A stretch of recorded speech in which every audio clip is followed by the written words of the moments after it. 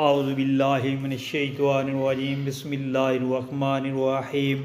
السلام علیکم پیارے بہن بھائیوں، حضرت محمد صلی اللہ علیہ وآلہ وسلم کا ارشاد پاک کہ نماز کے بعد کا وظیفہ، کہ نماز کے بعد آپ کو کون سا وظیفہ پڑھنا چاہیے۔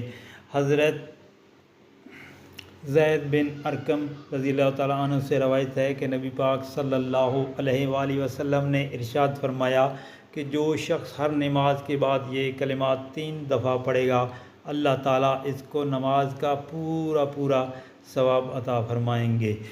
اور وہ جو کلمات آپ نے پڑھنے ہیں وہ یہ ہیں: بسم اللہ الرحمن الرحیم، سبحان ربک رب العزت عما یصفون، وسلام علی المرسلین والحمد للہ رب العالمین۔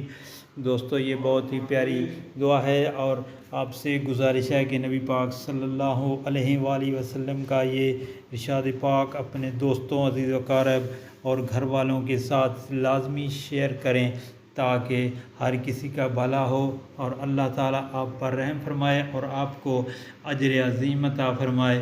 دوستو، آپ سے یہ جو پرسنل گزارش ہے، کائنڈلی اس پہ عمل کیجیے گا۔